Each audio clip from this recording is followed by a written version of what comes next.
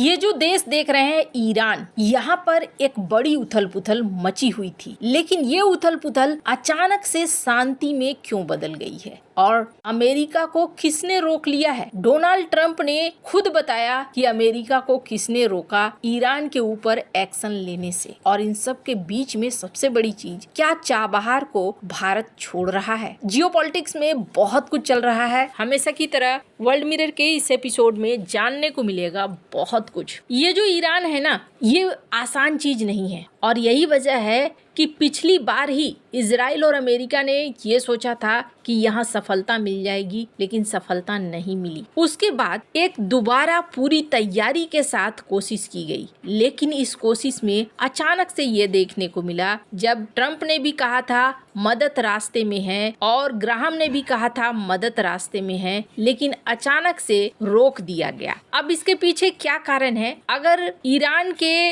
Army की बात करें, आर्मी अफसर की बात करें, तो यहाँ देखने को मिल रहा है कि वो सीधे सीधे धमकियां भी दे रहे थे। डोनाल्ड ट्रंप को भी धमकी दे दिया गया कि पिछली बार तो गोली सिर्फ कान छूकर निकल गई थी, इस बार ऐसा नहीं होगा। फिर ऐसी ही धमकियां दी गई कि हमारे ठीक है मिडिल ईस्ट के सऊदी अरब, कतर, यूएई, इन सब के साथ दोस्ती है, लेकिन हम उन बेस को नहीं छोड़ेंगे। अगर अमेरिका ने हम पर हमला किया तो हम इसका जवाब देंगे। क्या कारण यही रहा है? कारण कुछ और जरूर है और इसको डोनाल्ड ट्रंप ने अपनी भाषा में भले बता दिया हो, पर कहा जा रहा है कि पर्दे के पीछे कहानी कुछ और है। अब डोनाल्ड ट्रंप से जब पूछा गया तो डोनाल्ड ट्रंप ने क्या कहा, स्क्रीन पर इस वीडियो को सुनिए। Did Arab and Israeli officials convince you to not strike Iran? Nobody convinced me. I convinced myself. You had yesterday scheduled over 800 hangings.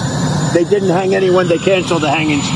That had a big impact. Donald Trump ने कहा कि किसी ने मुझे नहीं रोका, मैंने खुद को रोका। 800 लोगों को फांसी दी जानी थी, लेकिन वो फांसी देने का प्रोग्राम रुक गया है, इसलिए मैंने अपना एक्शन रोक लिया है। हालांकि ईरान की तरफ से इस बात की आधिकारिक पुष्टि अभी होनी बाकी है। वैसे आपको बता दूं, ईरान में जिस तरीके से प्रोटेस्टर्स के ऊपर एक्शन लिया है, अभी स्क्रीन पर एक आर्टिकल देखिए, कहा जा रहा है कि नए प्रोटेस्ट का कोई साइन नहीं दिख रहा है और अब ईरान की सरकार फैसला लेगी कि जो पकड़े गए हैं प्रोटेस्टर्स, उनके साथ क्या किया जाए, प्रदर्शनकारियों को सजा दी जाए, मौत दी जाए। तो अभी कहानी यहाँ बाकी है बहुत कुछ। डोनाल्ड ट्रंप भले ये कह के निकल गए, लेकिन इसका मतलब ये नहीं है कि मामला शांत हो गया है। कई सोशल मीडिया अकाउंट्स को अगर देखें तो वो अलग बातें कह रहे हैं। डिफेंस न्यूज की बात करें तो यहाँ कहा जा रहा है कि मीडिया में इस बात की चर्चा है कि ट्रंप ने ईरान मामले पर आंख बंद कर लिया, लेकिन ऐसा लगता है जैसे अमेरिका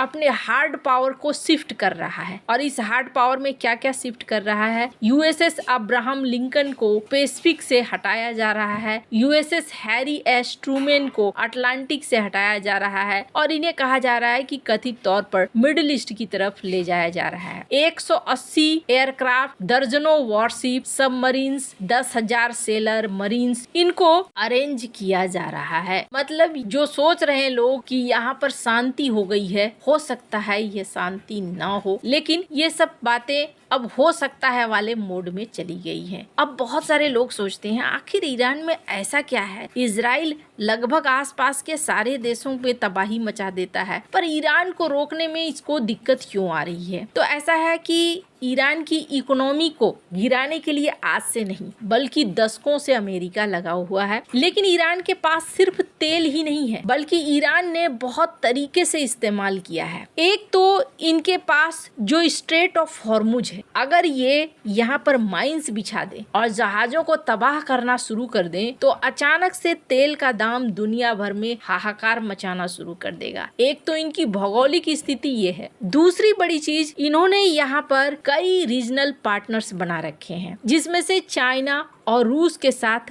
गहरी दोस्ती है और ये गहरी दोस्ती इन्होंने कॉरिडोर के माध्यम से और भी गहरा कर लिया है। अब अगर देखें रूस को, तो रूस नॉर्थ ईस्ट कॉरिडोर यहाँ से चला रहा है। क्या रूस चाहेगा कि यहाँ नॉर्थ ईस्ट कॉरिडोर बंद हो जाए? बिल्कुल नहीं चाहेगा। ऐसे में पर्दे के पीछे हो, पर्दे के सामने हो, मदद रूस से या चीन से ईरान को मिलेगी। अभी चाइना के लिए सबसे बड़ी समस्या ये हो गई है कि वेनेजुएला में उसका खेल खत्म हो गया। अगर ईरान में उसका खेल खत्म हो जाता है तो चाइना को फिर सरेंडर करना पड़ेगा अमेरिका के सामने। और ये इसलिए क्योंकि ईंधन की जरूरत को फिर उसे पूरा करने के लिए या तो बड़े हाई रेट पर जाना पड़ेगा ओपेक देशों के पास, या फिर अमेरिका से बातचीत करनी होगी। तो चाइना नहीं चाहता है कि ये मौका खोए। तो ईरान के साथ एक नहीं बल्कि कई प्लस पॉइंट हैं, लेकिन इसे आप ये नहीं कह सकते हैं कि मामला खत्म हो गया या फिर अब यहाँ आगे कुछ नहीं होगा। आगे यहाँ बहुत कुछ हो सकता है और ये मामला खत्म पूरी तरीके से नहीं हुआ है। लेकिन इस बीच एक और खबर निकल कर आ रही है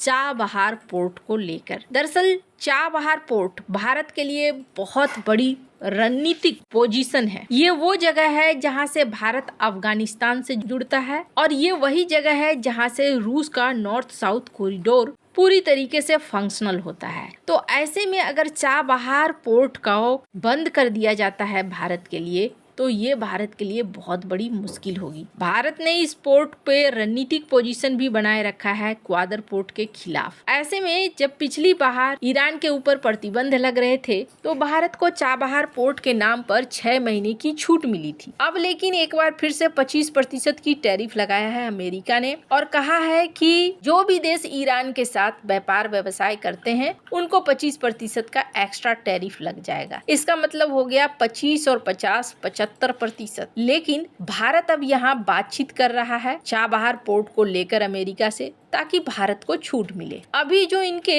एम्बेसडर आए हैं अब उनके परीक्षा की घड़ी शुरू हो रही है। क्या सचमुच में भारत के साथ रणनीतिक दोस्ती अच्छी चाहता है अमेरिका या नहीं चाहता है? हालांकि रणधीर जायसवाल से जब ये सवाल पूछा गया तो उन्होंने क्या आंसर दिया, स्क्रीन पर आप इस आंसर को सुन सकते हैं।